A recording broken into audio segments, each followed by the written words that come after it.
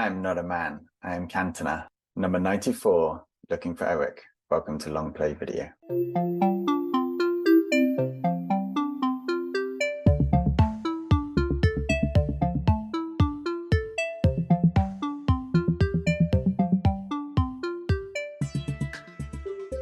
Welcome to Long Play Video, where we're running down my favourite 100 films of all time. The structure that we've decided on, we'll talk a little bit about the film and then go away and watch it and come back. So first half of the pod, no real spoilers, a little bit of an introduction. Second half of the pod, totally open season on the trailers. And today's film is number 94 on the list, and it is Looking for Eric. This film came out in 2009, stars Steve Evans and one Eric Cantona. It's directed by Ken Loach. It's written by Paul Laverty. Box office did 11 million on a budget of 4 million. Wow. So yeah, did okay for itself. Kevin, what do you know about this film? Oh, I know. I was actually trying to remember if I have even heard of this film. I feel like maybe there's a tiny part of my brain that's still allowed to remember this, but the majority of my brain's like, why would this film exist, and why would anyone watch it, and then why would anyone put it on their top 100 list? So no, I know very little about this film, which I don't know if that's good or bad. A new section. Yes. Seen the DVD cover. Anything that you get from that, or do you, maybe we should try and describe it as it's a audio. Well, yes, format. Yeah. Well, I'm literally about to look at it for the first time now, so this is going to be a live reaction. Oh wow, that looks terrible. Yes. Two people jumping up really badly with a terrible font of Looking for Eric underneath it. Yeah, that looks terrible, doesn't it? Yeah, what is that? It doesn't give much away from the film, I would say. No. I'm not sure that's a good DVD cover. No, that is a terrible DVD cover. So, and it's almost, at least they could have got Cantona doing the karate kick. You know, I mean, that would have been a bit more entertaining. So it's this film without any particular spoilers, but it's just about Eric Cantona, about a football fan trying to find Eric Cantona. It is not about that at all. You'll be pleased.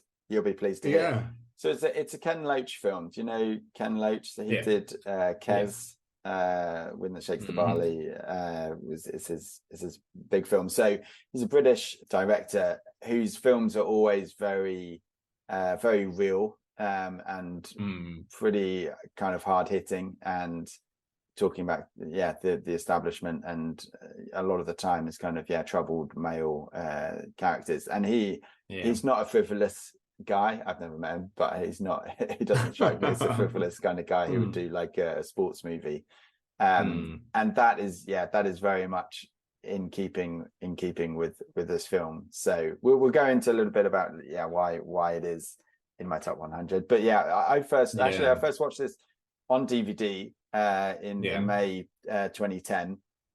I don't really remember the circumstances that much, but I think there was Eric Cantona is ex-Manchester United football player. Should we just point out that you are a Manchester United fan so that we can get plenty of hate mail coming in? Yeah, I mean, I think I think it's fairly obvious it was on my top 100.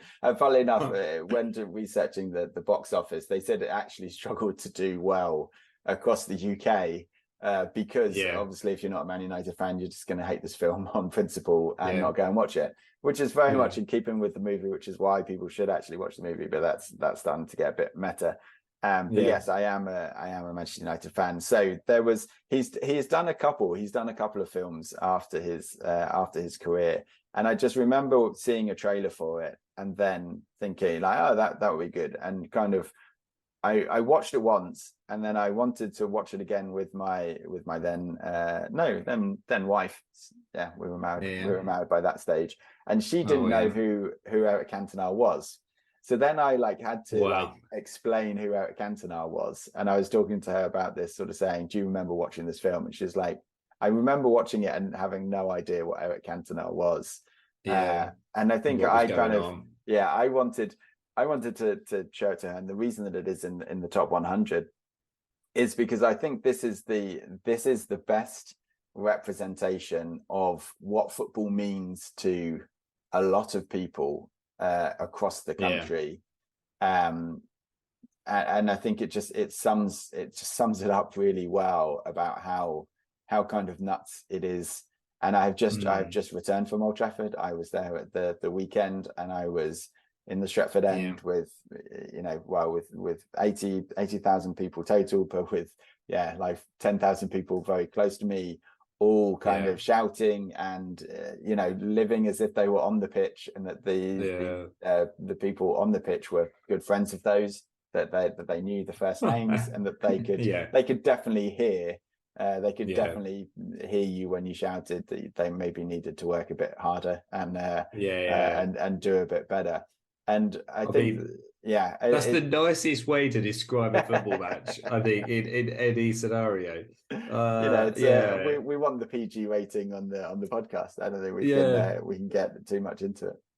It's just almost like I'd say in the UK, it's almost like a religion. It is mad. It is crazy. And people, in my mind, I always think it was a game that was designed as a form of entertainment to entertain people. That was the initial reason it was designed. And I still personally watch it as a form of entertainment, whereas I think others might get into it a little bit more. It's funny you should say. I was talking to someone about this film and going up to watch United, an American guy I know who lived in the UK for like the first, I think, 15 or 20 years of his life. And he said exactly the same thing. He was like, when I'm trying to explain what football is, and he's a Chelsea fan, he's still a football fan, but he said, when I try and explain what football is in the UK, the only thing I can say is that it's a religion, because it has that power over people, it has that lock on people.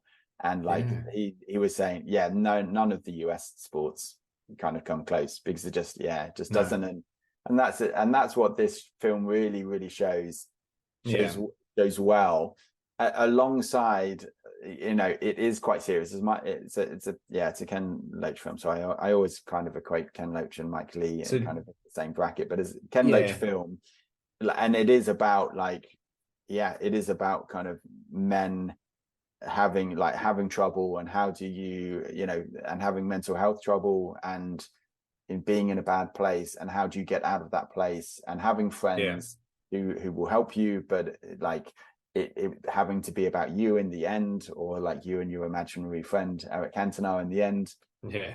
And it just I really recognize the group of men that there is in the film. I really recognize that from my life, and sort of knowing people like that.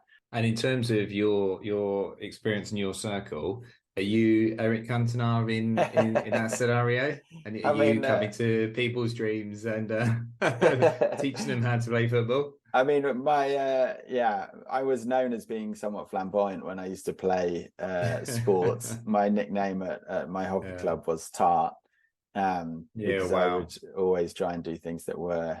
I mean, it's funny, but one of the things that he says is, I always just wanted to entertain, and whenever I sort of talk about football or playing sport, I'm always like, well, I'd rather be in the top 10 plays for like something cool than necessarily winning. I do like to win, but also I want to have a pass or a goal that's like a weldy, because those are the things that you remember. And I think Cantona was very much the same way. He didn't often take the easy way out. No, he was a very unique character, wasn't he? And we didn't really have that many of those in that sort of era when he was over in the UK playing football. So it was very different. I'm going to be interested. Well, he's obviously in this, because obviously he's on for those who can't see the DVD cover, obviously it's cool looking for Eric, and he's on the DVD cover. I'm going to be very interested to see how he's acting in. So I know obviously nowadays you tend to get quite a films with sports stars in. And so I think some of them work okay, and some of them work quite well, and then some of them are okay. And then some of them, we're looking around the sort of Space Jam 2 sort of scenario, I think are pretty questionable and pretty bad. So I'm going to be interested to see what this is like. I can't imagine Eric Cantona is going to be a good actor at all. So I'm going to be very interested to see what this is like. Well, it's a bit cheating because he gets to play himself. But yeah, even so, I think there's very few people that you could play this film with who is the character of like the point is that it is how do you lift yourself out of kind of depression, and so he is that, like, because he the type of player that he was. And then he does for me, he does okay. I remember, like, there's a few bits where, like, he's almost like the sort of the complete typical Cantona that you would expect, and then there's like a little grin at the end where he's sort of like, it's a bit of a kind of wink that, like, I'm not really like that, but I am, but I'm not, but I am, but I'm not. I'll be interested to see. It'll be good to see how it goes. So you said obviously you watched it in 2010. Have you watched it since then? Is this like a staple that you watch every year just before the season starts? I mean, now I watch DVDs of when we used to be good, rather than watching games itself. No, I haven't watched it. It's not a laugh riot. It's actually, I mean, again, Ken Loach film. It's quite a heavy film. So I haven't watched it. I haven't watched it recently. I've watched it a few times when it came out. I do own it on DVD. It's not something that I've put on recently, but I do just remember. I just think it's such a good representation of football, which is, it is something that is a big part of my life. I'm not as bad as I used to be, where a loss would ruin my weekend, but but B, also, I'm not a hardcore fan by any stretch of the imagination. But it is also a big part of my life, and I think that I kind of wanted something on the list that represented that. I mean, football in movies is it's a difficult one. I don't know. Have you ever seen a film called Purely Belter? No. Oh, well, as a Newcastle fan, you should watch it. It's again a very little known movie, but it's about these two kids who are just trying to get Newcastle season tickets. But that's the thing, like, for me, this and then again, like, there's not like a lot of football. There's a few sort of edited scenes with some Cantona clips, but it's not that they're playing football or that there's football in it. It's just, it speaks to like what football means to a lot of people in the UK, and I think that that's why it's a favorite movie. I'll be interested to see how that comes across, and whether the football overpowers it, or whether it's like it's the classic sort of Ted Lasso piece, right, where there's only tiny bits of actual football in it, and the rest of it is all about the characters around the football ground and the coaches and everything. So maybe this was what they watched before Ted Lasso was created to try and create that TV series. I'm going to correct myself. It's not a football film. It's a football fan film.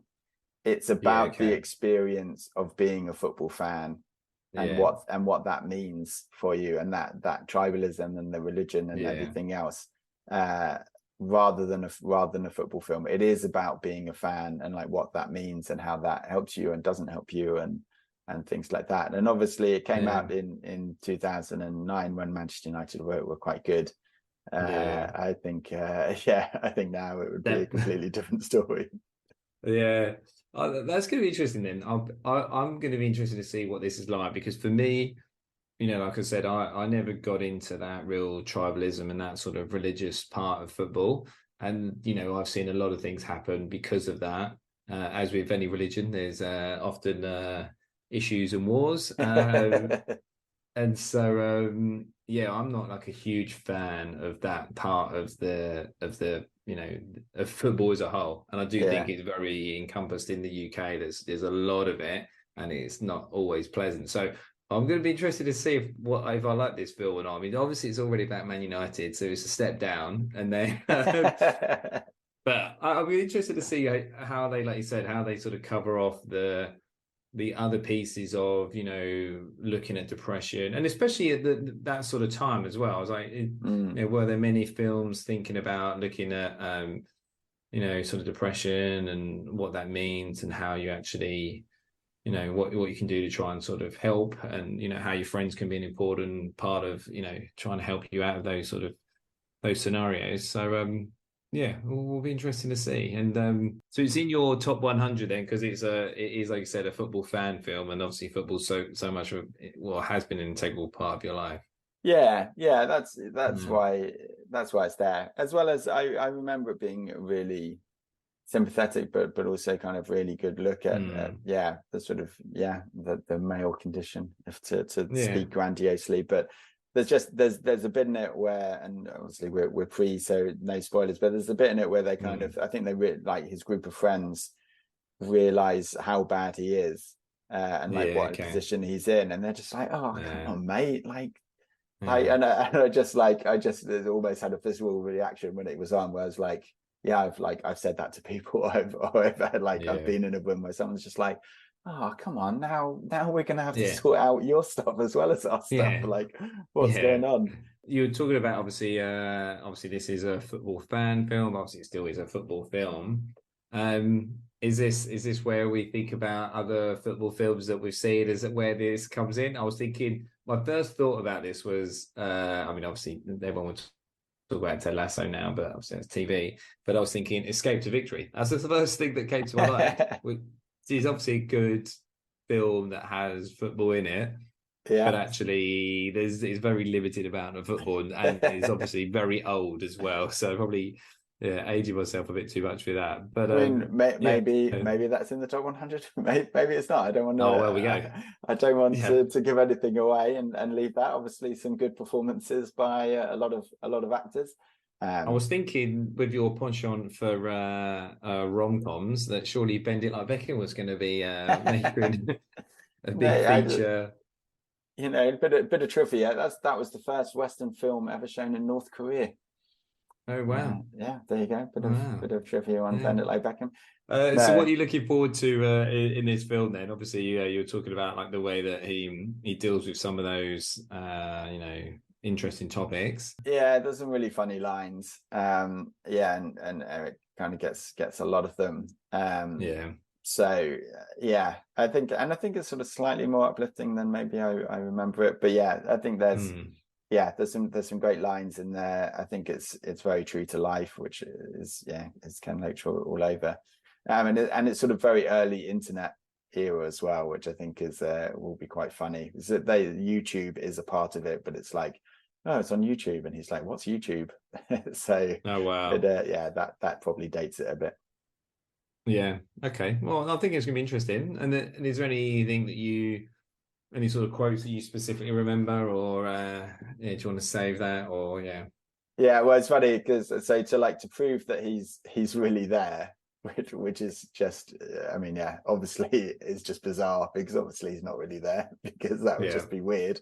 But he says, say something in French, and so Eric Cantona just says, "Je suis Eric Cantona," and like that proves that he's really there, because obviously that's French as far as he's concerned.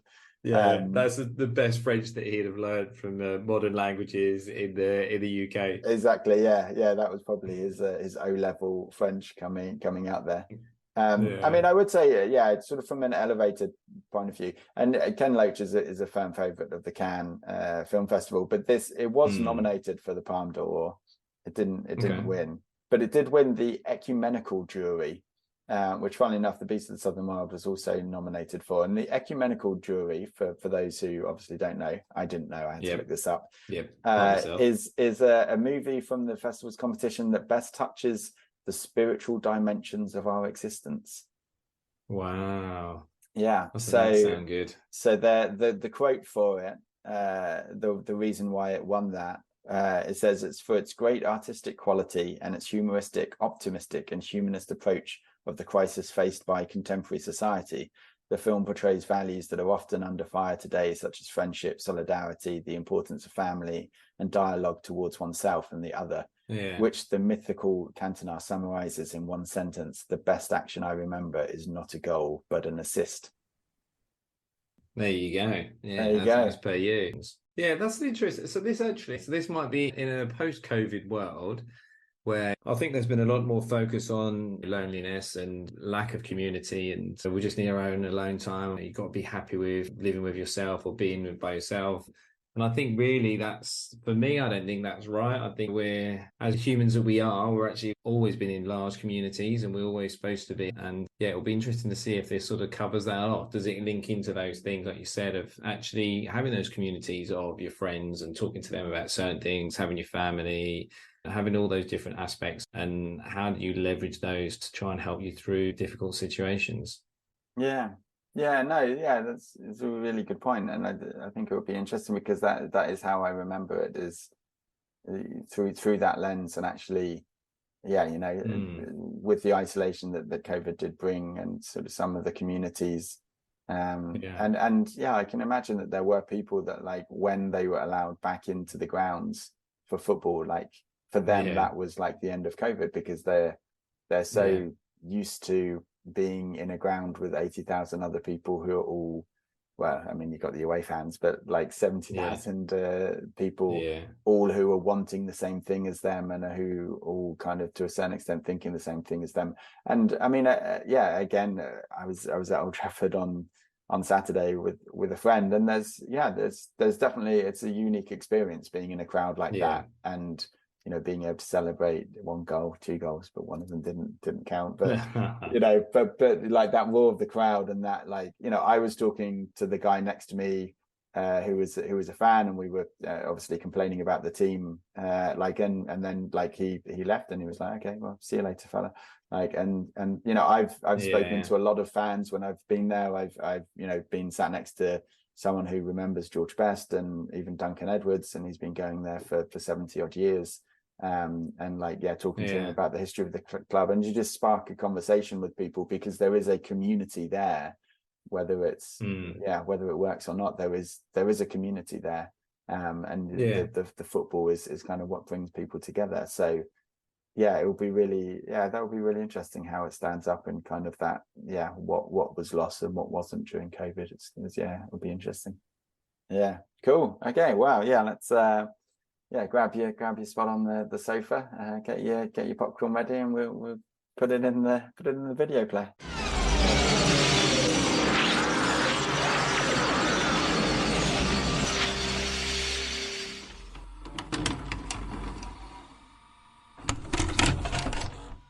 Terrible, I think, is what I would go for. Just to add, I was thinking, which accent is going to be easy to go for, French or Manchester? I think French is going to be easier. I'll be interested to see what you've got to say about this, but this was not. I'm trying to think if this was worse than Juliet Naked. I think it is. I think this is my new worst film on this list. Oh, what? No way. Everything that it has to say about the male psyche and mental health. But it's just so many of the things that they use are like just old school and dated as well. Like the fact that they get together and it's like, okay, and then their resolution is violence or vandalism. I'm just like, oh my god, this is exactly why I don't like football anymore, for these reasons. And they've just become hooligans, and then we're supposed to celebrate that. So they're putting their hooliganism to good use. So. Exactly. At least they're using it wisely. That is true. It's like in Escape to Victory, the good Nazi. They're good hooligans. Exactly. So it's fine. You can have a good hooligan. Yeah. I mean, we'll delve into it, but there were quite a few things I thought, I mean, I don't think this film would get made now either. But so it wasn't my favourite. But what about you? Did you enjoy watching it again? Yeah, I did. I did. And I still found it quite funny. I think it's got a lot of good sort of banter on in the background. It has to be said, I didn't remember the whole Lily storyline being as prevalent as it was. And obviously that is the main storyline. I remembered football being way more. This is in no way, shape or form a sort of football film. No. For me, it's almost like a bad representation of football fans, and then what happens in real life and in their relationships because of how they are with football. I feel like this is a bad reflection of football for me. or soccer I feel like it's quite accurate. So I don't know whether that means I have a lower estimation of football fans than you or not. But no, I mean I don't. Yeah, I don't doubt it's accurate. I think it's accurate, but that's the problem. That's what worries me. I mean, I don't think it glorifies it. I don't think. I presume for character you'd most want to be, you haven't selected Eric or any of his mates. So. No. And it was quite funny, like how it's all set up. I mean, we'll get into the details, but I was just like, oh my God, like there's so many stereotypes here as well. Like everything is linking. And I was like, yeah, I think I was, this was definitely, I think this is worse than Juliet Naked for me. This is, wow. I mean, this is your new number. My new number. Minus 100. Yeah. No, I mean, I think it was way more sort of fragmented than I remember, because it's essentially like 3 different stories. You've got his sort of mental collapse, you've got him and Lily, and then you've got kind of the stepsons and the gangster stuff. And they did feel way more disjointed than I remember.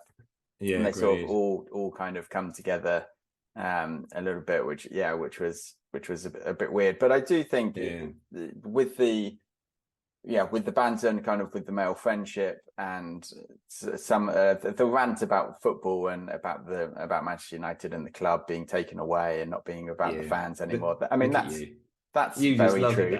That's literally I was counting in the last month. I have spoken to people 37 days straight about the plight of Manchester United as a football club. So that still rings true, although it's all on WhatsApp now. It's not even at the pub. Yeah, exactly. Yeah, no one's allowed to meet in person. It shows as well, though, the limits of football, because when things are getting real and like he's got to actually figure stuff out, and then he's like, oh no, let's just talk about, Ferguson and stuff. And then Cantona's actually like, no, like you need to sort this out. But he's like, no, let's just talk about the football. And he tries to sort of dodge the problem. And then I did think it's funny, because then Cantona gets stroppy with him and he's like, well, if I'm a burden. And it's like, oh no, mate, don't say that you're a burden. And it's like he's talking to his imaginary friend, and even his imaginary friend is telling him that he's a burden. That doesn't bode well for his getting out of his mental health cycle, does it? Exactly, no, I mean, I think it started off well when it for its age, having like those sort of style mates, looking like the guy was looking up the book, and I saw that he had the Paul McKenna's book. Amazing. Haven't heard that name for quite some time, but I thought that was good. And then he sits them all down in the lounge, and he goes for that, and I was like, wow, that's actually a bit quite ahead of its time for that era.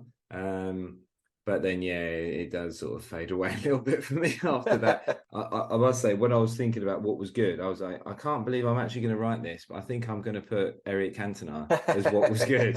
He's great at it, though, isn't he? Because he is playing with it, his image and stuff as well. It's But he gets out, he does some exercise. He resolves the issues. And that's how he helps his imaginary friend helps him get a bit better. I mean, I think it becomes a bit light, doesn't it? Because they then have to filter over to the teenage son story, and then also, obviously, like you said, the Lily story. So I think it then thins out a bit near the end, and they're kind of like, oh, we need to sort of wrap this up that Eric's going to disappear and he's okay now.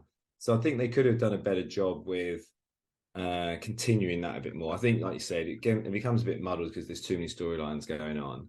But, I remember him being in the car with the dog being like way earlier in the film. It's interesting, actually. Like, in my memory, and I think we've spoken about it a couple of times. Like, you kind of remember the film sometimes being better than it was, because you just remember how it would be a good film. And I remember that being like really early on. And so the resolution felt a little bit easy, because he's in the car and then he's on YouTube, and then he basically is like, well, I don't know what to do. And then Cantona's like, ask your mates. And then it's kind of there. I remember that's great. I remember there being like more time like from him being in the car, and then him really almost having that angst, and then kind of finding the resolution. And then, like I say, I like the whole Lily storyline I did not remember that at all. And Look at you. That's the main storyline. So it's so funny. Just to confirm, so when were you? When did you watch this? Were you and Tiff married or dated at this point? Yeah, just trying to get into your psyche of how much you cared about relationships at this point in your life. Yeah, I think it was around our 1 year anniversary, funnily enough. Oh, there you go. Look at you. And you're like, well, what's this pointless bit of the story? Why am I remembering this? Well, it was funny because she was watching it in the background when I was watching it. And then maybe we'll get onto it into the other genres that it could be. But she was like, is this going to go horribly wrong? She was expecting like that it was going to go like ramp up and it wasn't going to end well, and that it was, like, which I think if it was a film nowadays, it probably would. It would do. Like that's the thing. It does sort of finish nicely, which is actually very Ken Loach as well. He usually like leaves you on a bit of a downer. So yeah, that's good. Just true, isn't it? Yeah, you're right. It is very it is actually very much finishing on sort of a high note. Everything sort of gets wrapped up with a bow quite nicely. So, and I mean just the bit where he's like moi at the end and he puts his arm around her. I think like I think that's fascinating. Like how films end, I think is always a fascinating thing, because you want it to be realistic, but also you don't. And for me, it's the every which way but loose problem, right?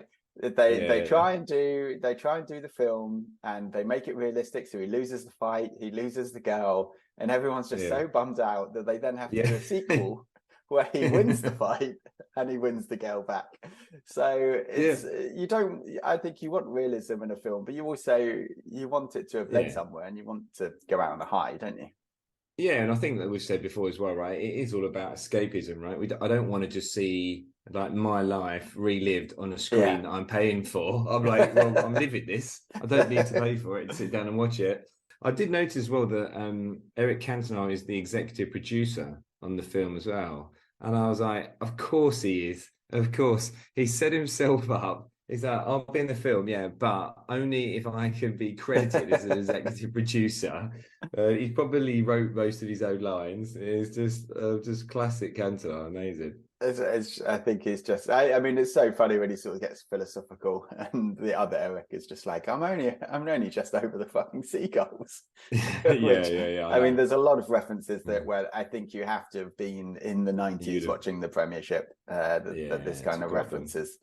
There was something that was funny, actually. Now you say that, when they did a montage of the goals, obviously there's some great worldy goals in there, but then a lot of them I was like, wow, like the Premiership was so much worse than I remember it. I thought I was like, it was pretty easy to score goals. I'm like, it's not like it is now. It's faster and everyone's good. No one marks him half the time. It's a bit like Messi in America.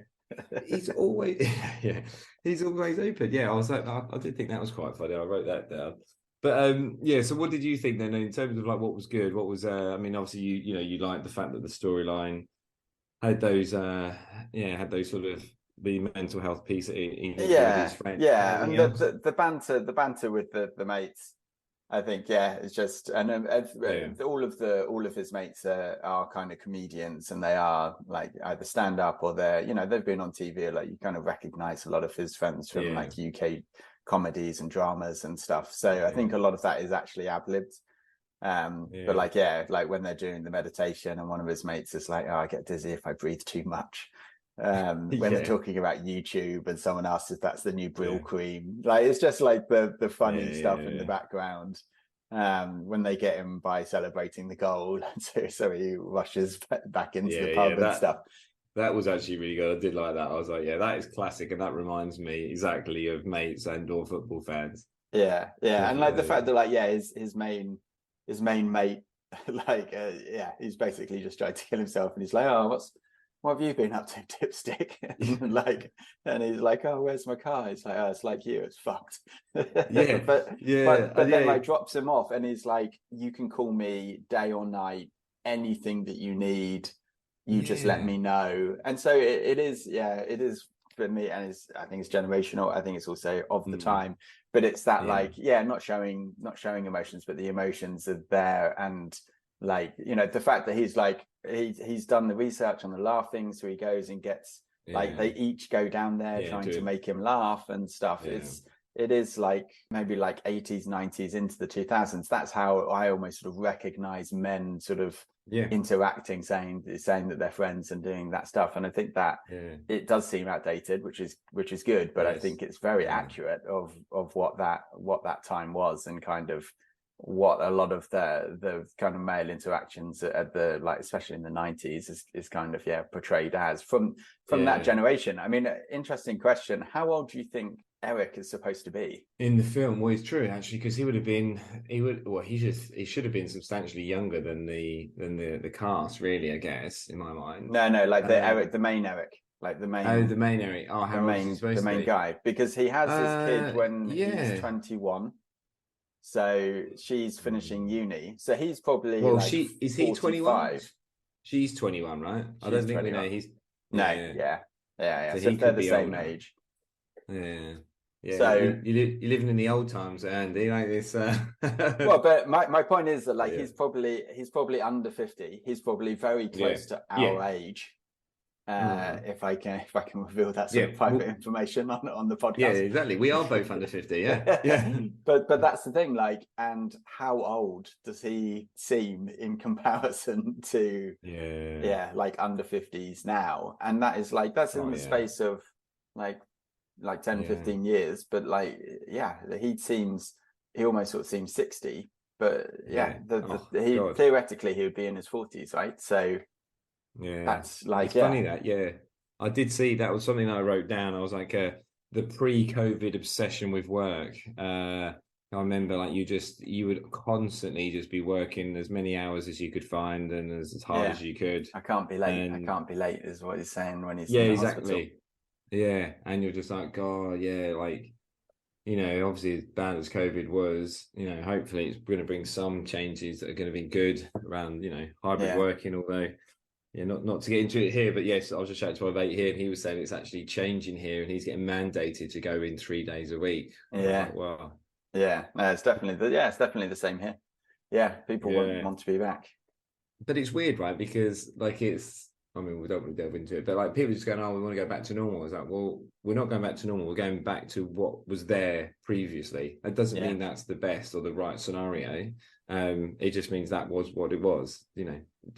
For me, I don't think that was the best, but anyway. Well, I think it's generational as well, in the same way that I think every generation thinks the next generation don't work as hard as they worked. And I think, you know, we definitely have that, right? I think the generation before us thought that we were lazy because we had the internet suddenly and weren't doing. And it's kind of the same again, where the new generation going into work now definitely they want to be in the office because, you know, that's part of the social life and stuff. As is in this, right? All of his mates are people that you know, they all work together. That's what they do, and then they go to the football, and then they go to the pub, and it's, you know, it's the same people. It's that community that they've created. Yeah, and that was one thing I'd sort of written down as well, was all these mates were from work, and I was like, that's, as you said, it's that whole piece that's all linked in together. Like, he's like, from start to finish, like the community that works together, they go to the pub together, they watch the football games together, they used to go to the games together, you know. And it is that whole that community that built up from work, and then obviously sort of living locally as well. But I mean, and come on, when Lily sees the ripped up card on the mantelpiece, come on, that had to have got you. That's it's devastating. She's devastated. What are you doing? You've got to feel that, surely. Well, it's just this. You're like, hold on a minute. Let me just switch from storyline 1 to storyline 3. Right, go. Okay, right. Yeah, here we are. So it just didn't flow, right? So when that comes in, that happens, I'm just sort of like, oh right, okay. They, like as you said, there was. I think there's 3. I think you described it very well. There were 3 storylines, and I just don't think they needed 3. They overplayed it with 3. Just gonna say, you got the football laced over the top of that as well. So, you know, there's a lot to fit in. Yeah, I think the epitome of that for me, and where it was, I did think it was pretty bad, was the armed police coming in. Like, that was just because then that, and it wasn't kind of referenced again.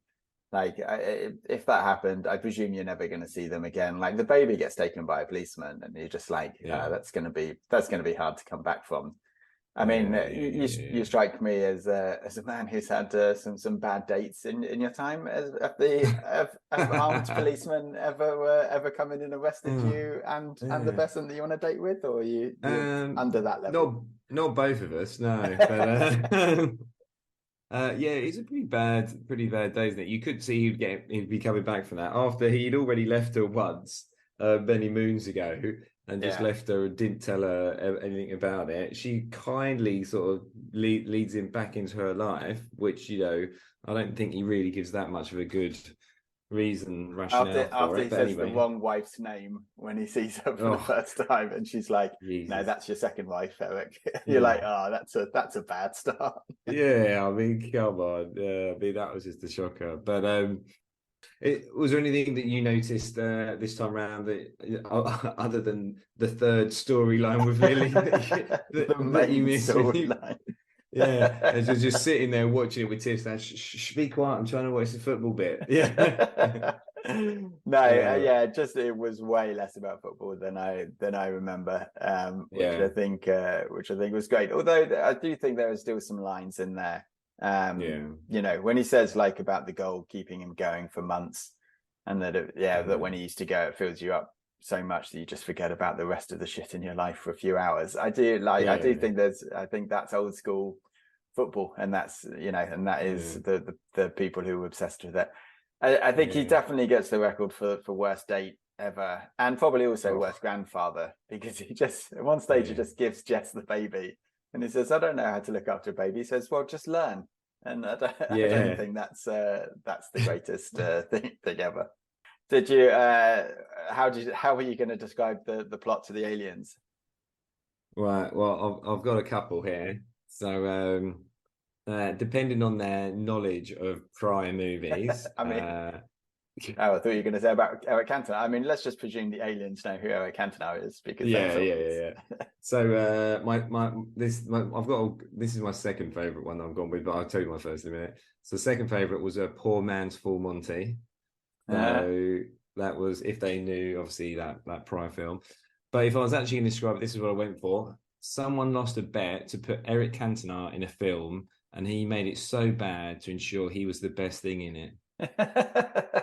That's harsh. Oh dear! It just rolled out. I couldn't help it. When it was in there in black and white, and I was like, "It's now in text. I can't change this." You got sucked up to the flying saucer. That's just what came out when they demanded. I mean, I went for a king helps a postman humiliate a gangster. I think that sums it up. Sums it up quite well. Yeah. So does that mean no life lessons from the film for you? Well, there's a couple of things. Yeah, don't be a Man United fan, obviously, which is just a given. I would heartily agree with that. These days. Don't smoke indoors. I was like, wow, can you remember when people used to smoke indoors? It was crazy. So it seems absolutely mad to think that actually exists now. But yeah, that was really it. What about you? Did you have any poignant? I think this film has depth, and I think the bit where he says that there's always more choices than you think. I think that is a serious life lesson. Like you can get too focused on something, but there's always another choice. There's always something that you can do. I think I think it has depth, man. Yeah, I mean, I don't know what you were smoking when you were watching this, but I definitely need some of that sent to me in Australia ASAP. What about then? If we're going to make it a fun or different genre, what do you think this could be good? Well, I have two. I have two for these. One of them is I just wonder whether this is actually a British version with weed of Limitless.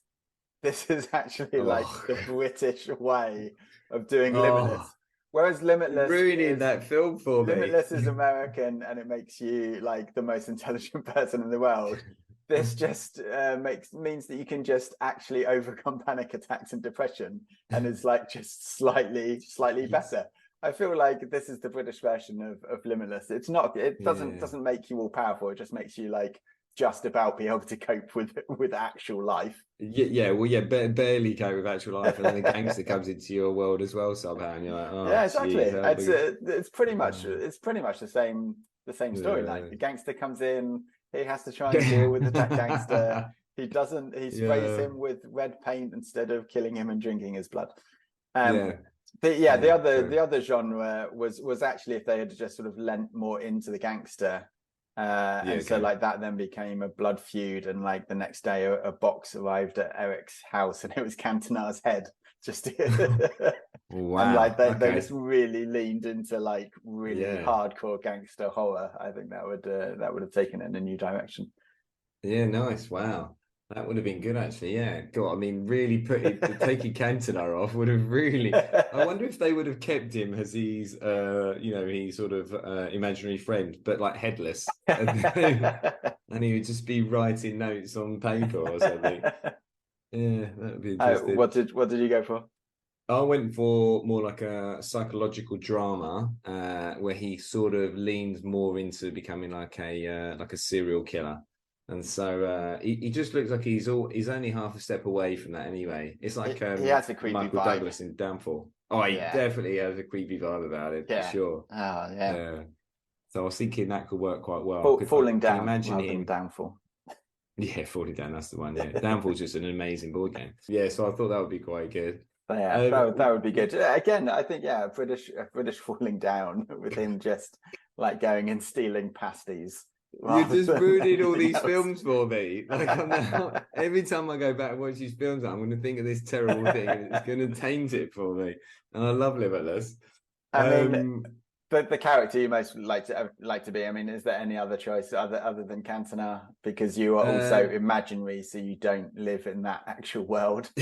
That's true. Yeah, I'll just put the baby. That's the only other one I could think of other than Cantona. I mean, the baby has to grow up in those surrounds. So. Yeah, but just for that point in time, at least everyone else, I was like, God, no, I don't want to be anyone else. What about you? Did you just put Cantona? Yeah, it's got to be Cantona. I just love the way that he's like speaking French, and then he's like, "Well, what's that mean?" And he's like, "No, if you're not," and he won't translate it every now and again. He's such a dick in it still, which is why you got to love him. I honestly thought he was quite good in this. And is there any favorite lines that you had from it?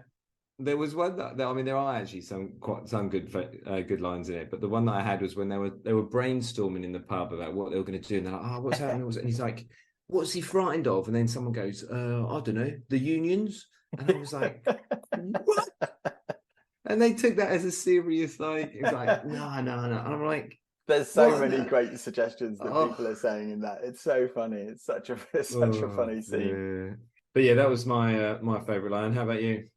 I mean, I think when he's describing his relationship with his dad, and Cantona says, "Were you close?" He says, "Well, he sat on me by mistake once." I think that's a good line. And then also when he's saying that he doesn't know what to do, and Cantona says, "I know what you have to do," and he says, "Oh no, not another shave.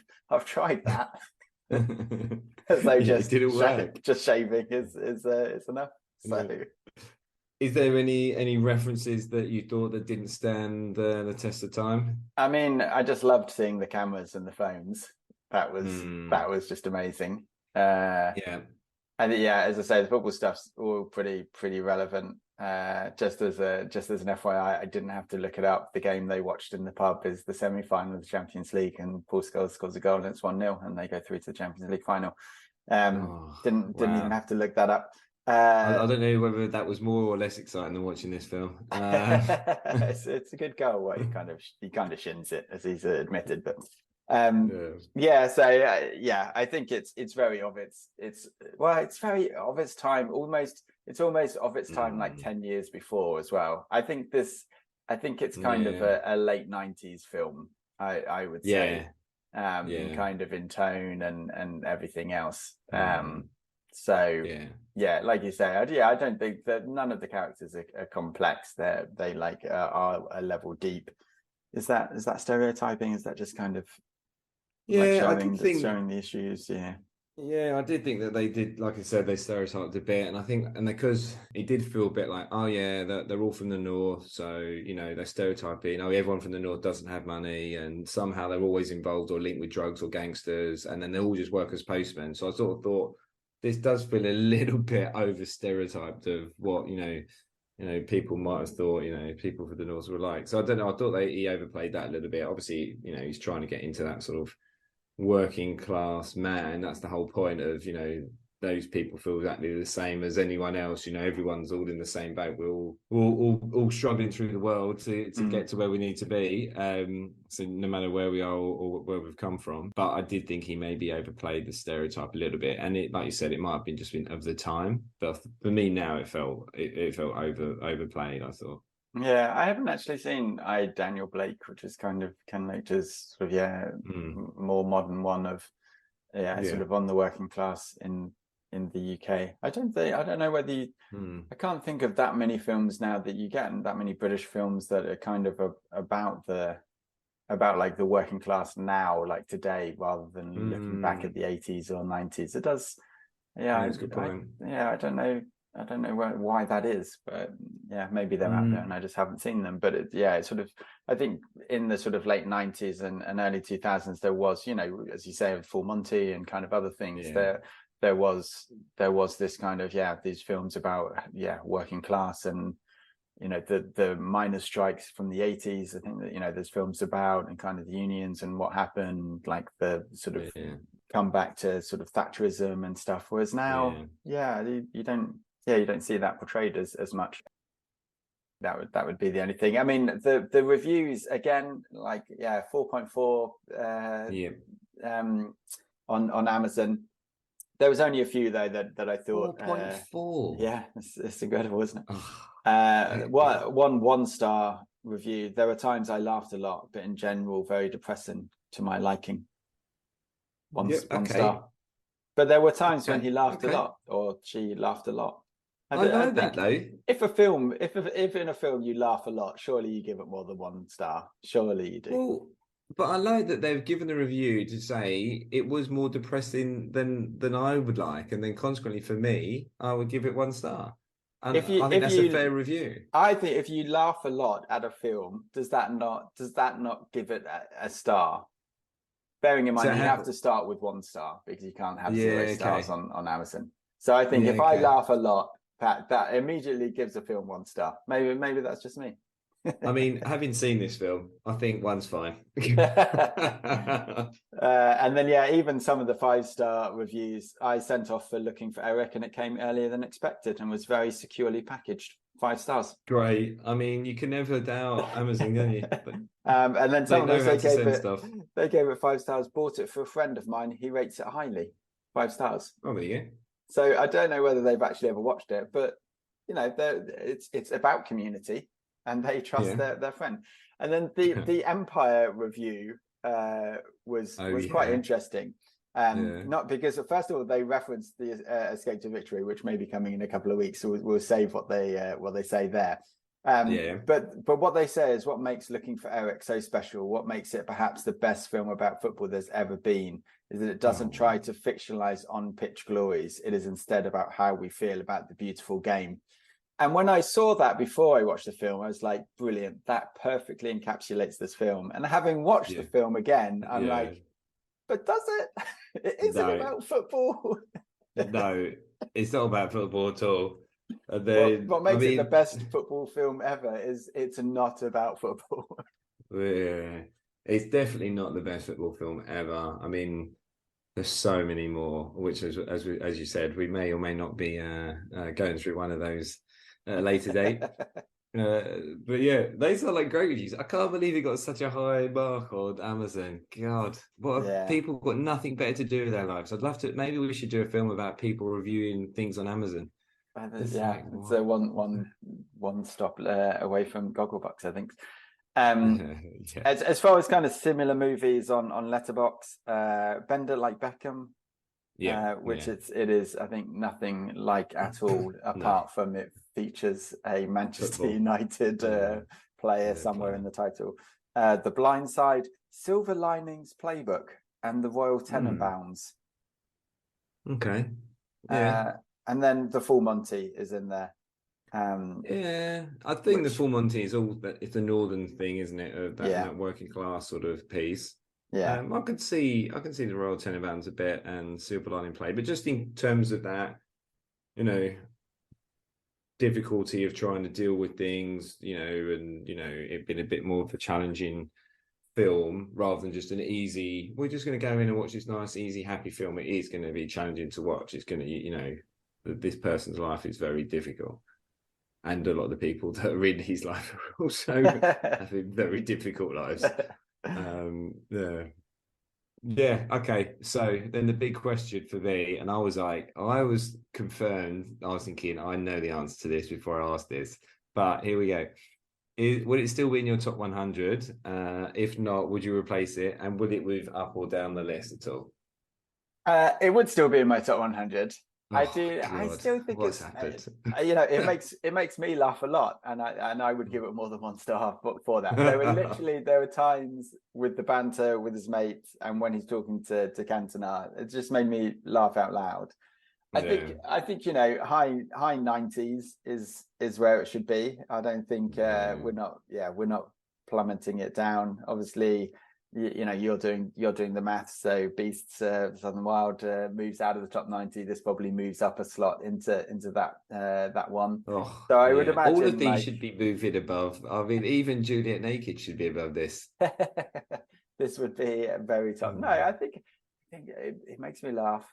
I like the banter. I think that, as I say, there's too many storylines. So in your mind, in like 6 months' time, just forget one of the storylines, like I have done, and then you'll remember a really good movie. So it'll be fun. I want you to tell Tiff, and I want to hear what her reaction is. The next podcast we do, when you said there were 3 main storylines to this film. The one that I completely forgot when I first watched it, when we'd been married for a year, was the romantic storyline, of which most of your films are romantic comedies. I just want to break from the romantic comedies. I'm going to put Looking for Eric in. And then I'm getting a full insight into your life. I'm thinking, here we go. So he's basically all about rom-coms. Apart when it comes down to football, once you put a football in front of him, that's it. He doesn't care about anything else. Well, I tell you, next week's film isn't going to help with that. So we're going to finish this little run of maybe sort of films that are acted by non-actors, that are non-studio produced, that have made good money on small budgets. And you can just call them. We'll get back to Andy the films. We'll just call them Andy films. Everyone knows what that means, and then we'll get back to the normal list. I mean, Be Kind, Rewind is still, I think, the most Andy film on the list so far, I would say. Oh, yeah, that's a good point. I'll start building that list as well. We'll see how we go on that one. See what's up there.